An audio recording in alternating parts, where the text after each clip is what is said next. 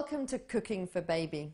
Now, love it or hate it, it's a really important protein for your children to get a taste for. We're going to look at recipes with fish. Fish is a fantastic protein with all the amino acids, and it's rich in minerals such as selenium, calcium and magnesium. There are several types of fish, and the oily fish are also rich in omega-3, which I'm sure you've read about. Not only is omega-3 great for heart development, but it's also being shown to be fantastic for brain development, and children that have a rich diet of omega-3 perform typically better at school. So I'm going to show you some really easy recipes that give you the confidence to work with fresh fish and make some delicious recipes that your little one and you will love.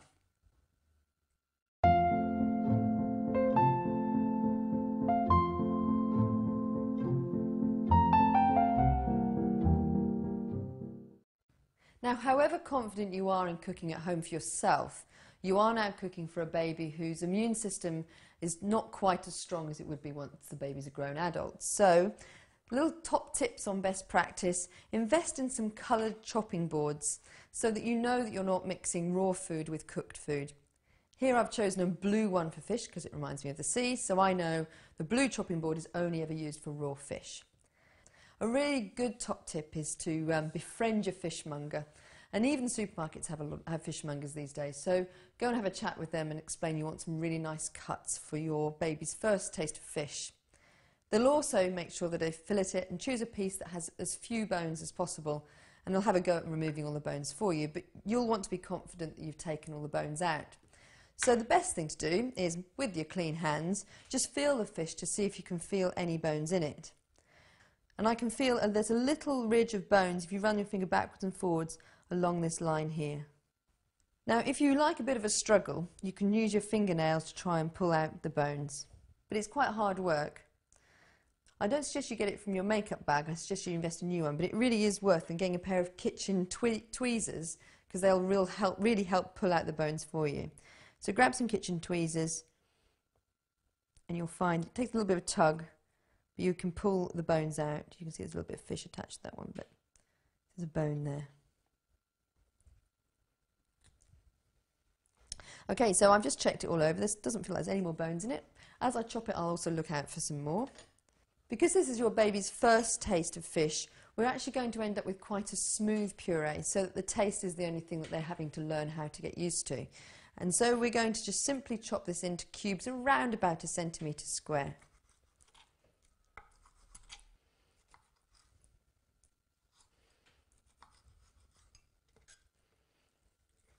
It's fairly rough, but it's going to be cooking down, so the actual fish will flake up. And as I'm chopping, I can feel whether or not there are any bones left in it, which I can feel that there aren't any. I've got raw fish on my hands and raw fish on this knife, so I want to make sure that I don't use that on anything else that I'm going to be cooking with. So I'm going to set aside the chopping board that I use for raw fish, keep the knife with it, and also wash my hands.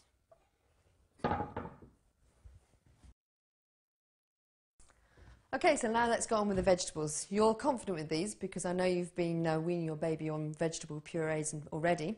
So the ingredients we're going to add into this fish stew is carrot, potato, swede, broccoli and parsley if you would like. You don't have to add parsley, but it just adds quite a nice herby flavour to it. You can grate the carrot, swede and potato, or I'm going to use, just for speed, I'm going to whiz it through a food processor.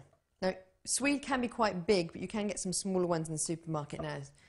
I'm going to chop these just into slightly smaller bits before I pop them through the processor.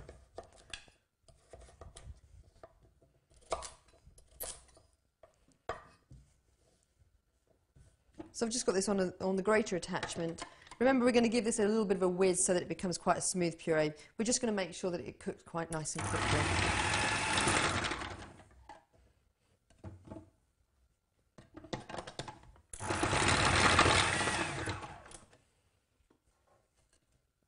Broccoli in as well.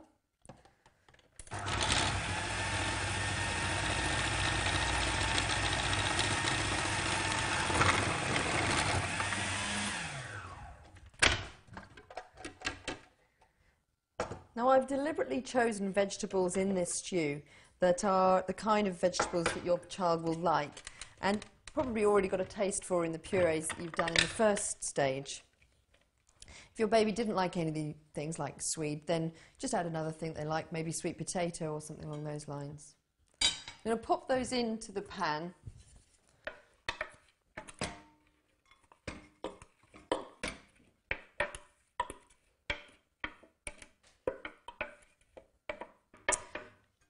And actually stir in the fish as well.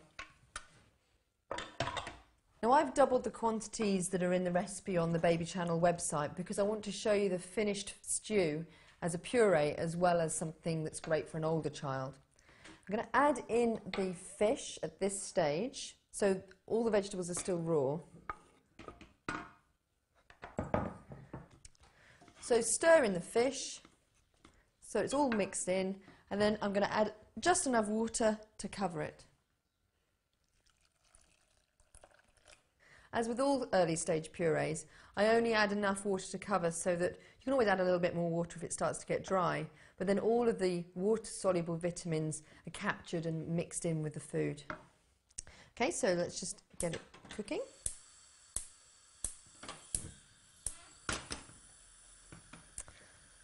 Now first of all I want to see this coming up to a nice bubbling boil, and then I'm going to bring it down to a simmer.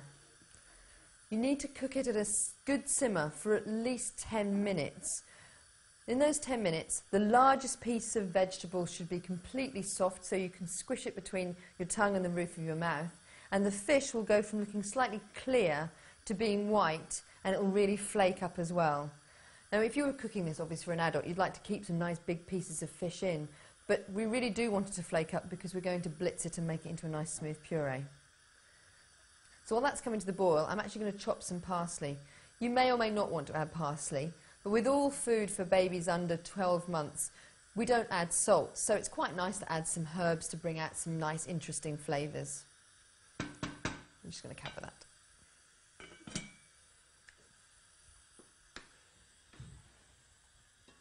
Add as much parsley as you like. I'm just going to add a couple of sprigs. As always, it's been washed. I'm going to take out some of the larger stems so there's no risk of any little bits left in the puree. So just keep to the leaves, scrunch it up as small as you can, and chop it as finely as you can. Now I'm going to keep that to one side and not add it in until the stew is almost cooked, and that way you keep the flavour, this nice fresh flavour of the parsley into the stew. Okay, so let's check to see if it's boiling. Yeah, you can see it's got a nice bubble going all the way through. You want to make sure that the middle has come to a boil as well. Yeah, no, you can see it's actually really bubbling away nicely there, which is perfect. So we want to just now reduce it down to a simmer.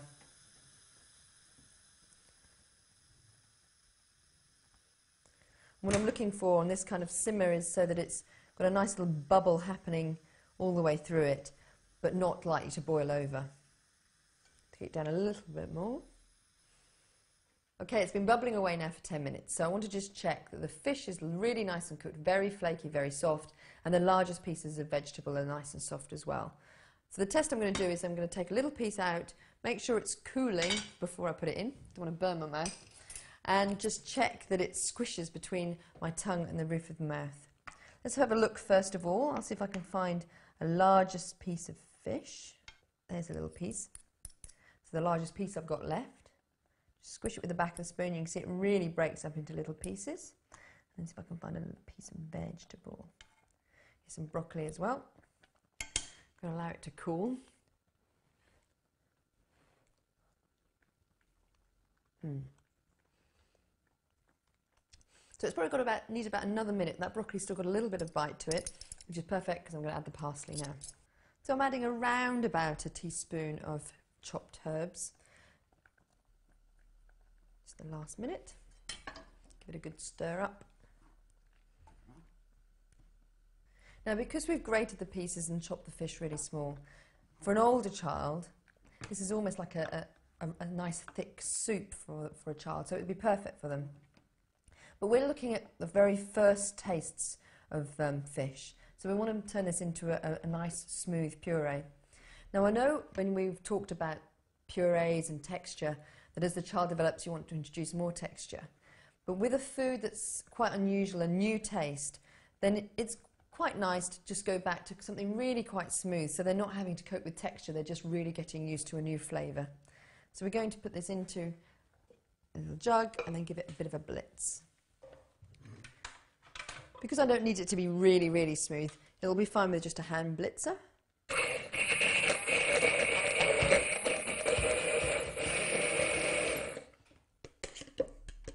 Check I've got no big bits. Okay, so we've got a nice, smooth first fish stew here, which we can serve in baby's favourite pot. It's got a really lovely, warm smell to it. Slightly fishy, but not really overpowering.